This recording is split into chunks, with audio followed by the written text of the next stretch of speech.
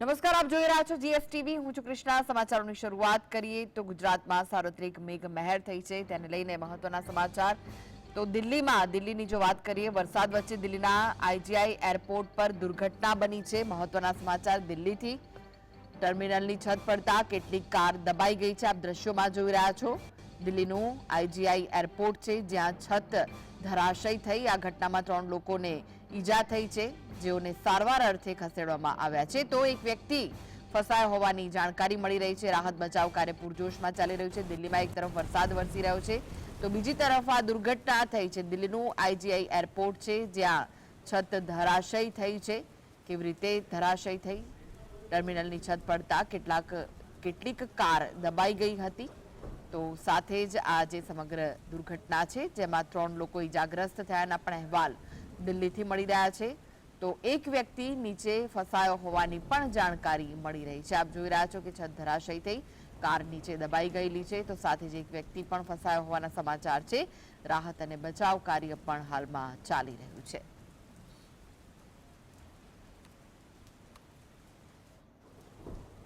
Hold पे करा हुआ है, लेकिन वो बता नहीं पा रहे कि ये सिचुएशन कब तक क्लियर होंगी।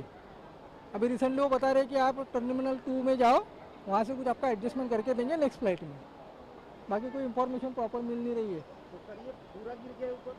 हाँ, वो बोल तो रहे हैं, वो आधा पार्ट तो गिरा हुआ है, पॉसिबल नहीं बोलते ऊपर जाने का। सब उधर से उन्होंने हैंग कर दिया है। 5-5:15 बजे के आसपास रूफ कोलैप हो गई और कुछ लोगों के साथ में कुछ लोगों का एक्सीडेंट भी हो गया। I think they are saying कि एक आधा बंदे की डेथ भी हो गई है, तो विच इज़ प्रिटी सीरियस। और यही सब चल रहा है यहाँ पे। समझ नहीं आ रहा है, एयरपोर्ट अथॉरिटी में कुछ जवाब है नहीं। तो क्या बोला है एयरपोर्ट वालों ने? अभी तक कोई क्लियर जवाब नहीं दिया, बस ये बोल दिया है कि ये एयरपोर्ट बंद हो गया, यहाँ पर कुछ नहीं होगा। अब जो भी होगा वो कोई क्लैरिटी ऑफ थॉट नहीं है यहाँ पे कि आगे जाके क्या प्रोसेस है, बट ये है कि यहाँ से कोई फ्लाइट नहीं चलेगी। તો વધુ વિગતો માટે જોડાઈ ગયા છે સહયોગી કામેશ ચોકસી. કામેશ, દિલ્હીનું આઈજીઆઈ એરપોર્ટ જ્યાં છત ધરાશયી થઈ ગઈ છે, સાથે જ આપણે હમણાં સાંભળ્યું કે જે લોકો ત્યાં ઉપસ્થિત છે તેમનું કહેવું છે કે એરપોર્ટ ઓથોરિટી પાસે આને લઈને કોઈ જવાબ નથી અને એરપોર્ટ પણ બંધ કરી દેવામાં આવ્યું છે. શું વિગતો? બિલકુલ કૃષ્ણ, આપને જણાવી દઉં કે રાષ્ટ્રીય રાજધાની દિલ્હીમાં વહેલી સવારથી જ કહી શકાય કે ભારે વરસાદ અત્યારે જોવા મળી રહ્યો છે. નીચાણવાળા અનેક વિસ્તારો જળમગ્ન થયા હોવાની વાત પણ સામે આવી રહી છે. અને આ તમામ બાબતોની વચ્ચે દિલ્હી એરપોર્ટ ઉપર અત્યારે વહેલી સવારે એક મોટી ઘટના બની છે. અને તેને લઈને જો વાત કરવામાં આવે તો દિલ્હી એ ઇન્દિરા ગાંધી એરપોર્ટ જે છે તેમાં ટર્મિનલ નંબર 1 ઉપર છત ધરાશાયી થવાની ઘટના સામે આવી. અને અત્યારે જે જાણકારી મળી રહી છે તે પ્રમાણે એરપોર્ટ ઉપર જે છત જે છે તે ધરાશાયી થતાં જ નીચે ગાડીઓ પડી હતી ને એ ગાડી ઉપર જ સીધી છત પડી, જેને લઈને આ ઘટનાની જો વાત કરવામાં આવે તો સમગ્ર ઘટનામાં અત્યારે જે જાણકારી મળી રહી છે તે પ્રમાણે 6 લોકો ઈજાગ્રસ્ત થયા હોવાના અહેવાલ સામે આવી રહ્યા છે. સમગ્ર ઘટનાને પગલે ફાયરની ટીમ અત્યારે પહોંચી ગઈ હતી ને રેસ્ક્યુ ઓપરેશન હાથ ધરવામાં આવ્યું છે. મોટી વાત તો એ છે કૃષ્ણા કે આ જે એરપોર્ટ ઉપર જે છત ધરાશાયી થઈ અને નીચે જે ગાડીઓમાં જે લોકો બેઠેલા હતા એ લોકો પણ દબાઈ ગયા હતા. અત્યારે રેસ્ક્યુ ઓપરેશન હાથ ધરવામાં આવ્યું છે. કેટલાક લોકોને અત્યારે સહી સલામત રીતે બહાર કાઢવામાં આવ્યા છે. જે ઈજાગ્રસ્તો જે થયા છે એનો આંકડો વધ્યો હોવાની વાત સામે આવી રહી છે. હાલમાં મળતી જાણકારી અનુસાર આ ઘટનામાં 6 લોકો ઘાયલ થયા હોવાની વાત સામે આવી રહી છે ને જેમને તાત્કાલિક સારવાર માટે હોસ્પિટલમાં ખસેડવામાં આવ્યા છે.